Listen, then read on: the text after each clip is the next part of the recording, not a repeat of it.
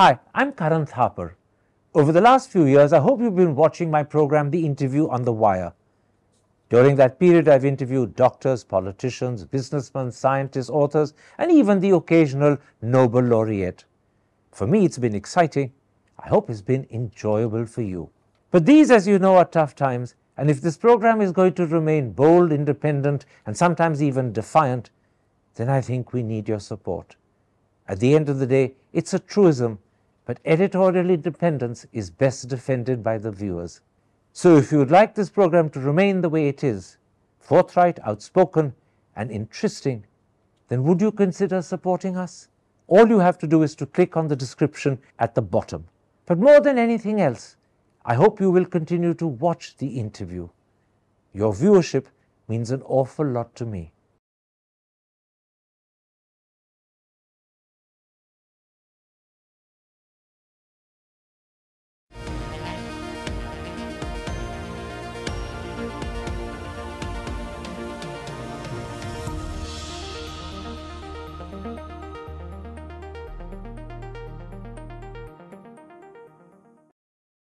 Hello and welcome to a special interview for The Wire.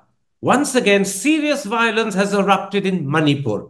In just 8 days since the 7th of November, at least 14 people have been killed and a further 6 abducted. How should we explain this? How effective is the government's response? Or beyond immediate measures, is the centre increasingly unconcerned about the crisis in the state? Joining me from Imphal is the senior journalist, columnist, and author Pradip Phanjoubam. Pradip Phanjoubam, let's start with the sudden eruption of violence in Manipur in and around the Jiribam area. According to the Hindu, in the last 8 days since the 7th of November, at least 14 people have been killed and 6 more abducted. How do you explain this sudden eruption of violence? I think this was anticipated in a sense that there was never any solution to the problem, and the state, I mean the state government, Manipur state government, as well as the Indian state, have been just watching these violence to die down on their own, and that is very dangerous because it can result in what has been described as a frozen conflict, and I think that was what was happening, and that frozen conflict was being taken as peace, which is not the case because you still have that the dynamics of that conflict still ticking away, and it can explode anytime. And this is what is happening. You have peace for a while, but absence of violence. I would say not peace. You have that absence of violence for a while, and there's some spark somewhere, and then there's another explosion. I think that's basically what's happening now. So the belief that we had peace was misleading. It was, as you call it, an absence of violence, and it was only going to be a matter of time before violence erupted again. That's exactly the case. And then I can even remember what the minister, Mr. Scindia, has said, that this is a legacy thing. It's as if you're watching something which you cannot stop because it's legacy, it's primordial kind of conflict that they will keep fighting and there's no way you can intervene. That kind of an attitude has been there for a long while.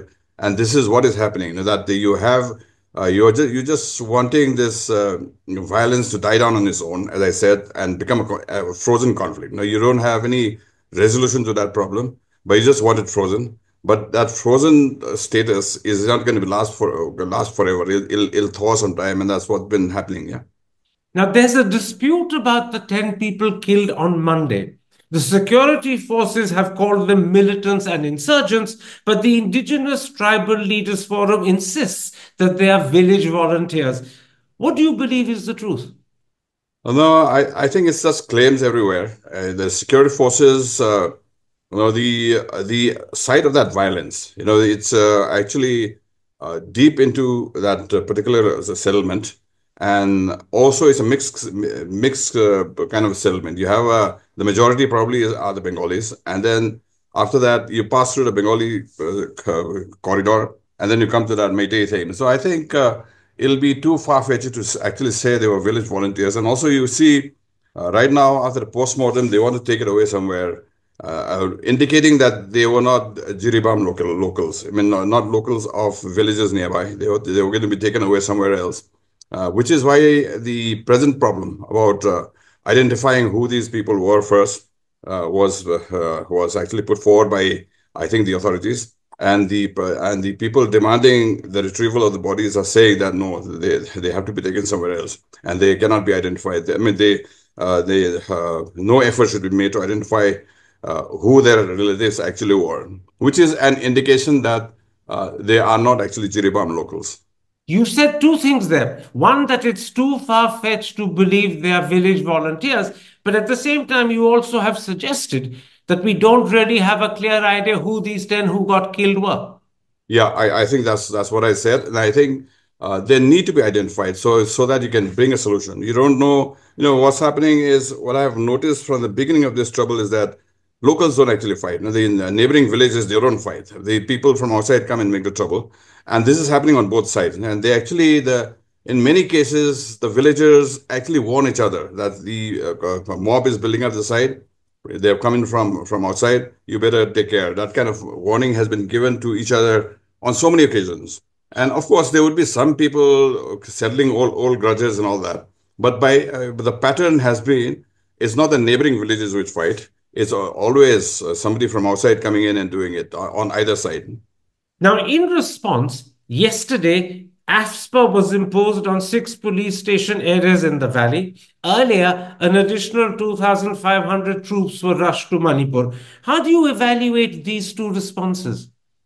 I think it is an understandable kind of response, but only thing is that I don't know if it is really the right thing to do because ASPA may not be the correct response. You can you can use the bigger firepower of the army, but under some other law. But when you bring in ASPA, it has many other dimensions, which depending on what kind of violence breaks out. For instance, I think 2021, the voting violence in the massacre of those miners happened. And that time, people are actually saying ASPA is obsolete and it should go. And I think it's the poverty of imagination on the part of the authorities to actually come up, the inability to come up with another law which can actually utilize a bigger firepower of the army without actually going to that very draconian ASPA. And the draconian aspect of the ASPA is that the people covered by this, the army especially, is not accountable to the law, which is very dangerous. It gives them impunity, and which is why the biggest protest was. And in fact, this was what the Jivan Reddy committee had said that you need the army because it's the bigger firepower, but you have to bring it under the scrutiny of the law, not like ASPA where you just leave it to the people covered by that thing. And not just the army, but all central forces are covered. So probably again the ASPA is prompted by the Jiribam violence where the CRPF was involved. And CRPF now will have to explain that they were responding. I mean, you can't take proactive action unless you have ASPA. You can't do proactive. You can't go and raid people and all that. You can only respond. So CRPF will probably have to give that kind of an explanation, which is probably why it was felt now that the ASPA is again necessary. But as I said, people should have thought of a better law by now. We have been having this controversy for such a long time. Yeah. It's interesting you should say that AFSPA may not be the correct response because the truth is that and I'm quoting now from today's Times of India, the decision to impose ASFA was taken not by the state government, the paper says, but by the center. A, is that significant? And B, if it is, what does it indicate? I think it is significant in a sense that so far what we've been noticing is that the state government is actually quite clueless or powerless, whatever you want to call it, and it's the center which has been always the one deciding what to do here. You have central forces here, but they have been just put there to man the buffer zone or whatever it is that you divide the two communities and there will be no violence, that kind of an attitude. But there has been no plan to resolve the issue. And with so much of troops here already, I think that should have happened a long time ago in the first month of the violence. If that had happened, with using whatever means, if that had happened, I don't think we'd be in this situation that we are in right now. Let's widen our discussion because the truth is the crisis in Manipur has continued unabated for over 18 months. If I ask you, why has it not been brought under control, what would your answer be? My answer would be probably, two or three answers, all of them combined. One is that the state government is under the BJP, and the central government is also under the BJP, and they don't want to tarnish themselves by saying the one side or one part of it is not working well. So they want to bring up other excuses to make sure that they are doing what is necessary. And that probably, or even if the state is not functioning, they would like to project it as doing so. And that is one of the reasons. And the other thing is what I said before, that the conflict here is seen as something primordial, that you really can't intervene. These are primordial conflict. They will keep fighting. That kind of an attitude is all there, which Mrs. India also said, that these are legacy things. Naga Kuki fighting, Meitei Naga fighting, or Kukis Meitei fighting. These are things which will happen. That kind of an attitude, and I think that's a very wrong attitude. That you, as a state, all the law should be in the hands of the state. As a state, you should have that monopoly over legitimate violence, as Max Weber says, and that has totally passed. And anybody who has a gun in his hand becomes a law. That's the kind of thing that's happening here, which is very dangerous for everybody. Let me pick up on how you began that answer. You said one of the reasons why the violence has carried on and has not been controlled is because both the state government and the central government are under the BJP, and the BJP doesn't want to give itself a bad name by dismissing the state government. You also called the state government earlier clueless, and it's quite clear to most people that it's ineffective. Has the time come, and I'm asking for your opinion, has the time come to replace the chief minister, or perhaps go one step further and declare president's rule?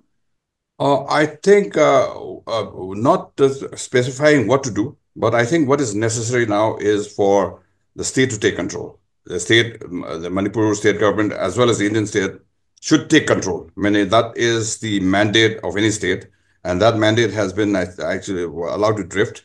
And it is time, whatever is necessary to bring the law back into the hands of the state. And I think Can that's I necessary. interrupt? When you say the time has come for the state to take control, and you spoke both about the Manipur government and the central government, are you saying this must happen under Biren Singh whilst retaining him as chief minister? No, I think that is the wrong interpretation. I'm saying the state, and Biren is not the state. The state, he represents the state now, but somebody else can do it also. But the authorities must think which is the So, a best, new chief minister. or a new chief minister, whatever is the best, whatever is the best way to get about this job done, the job of getting the law back into the hands of the state. I think that is what is most. Just to be clear, you're talking of a new chief minister, and that new chief minister should ensure that the state takes control.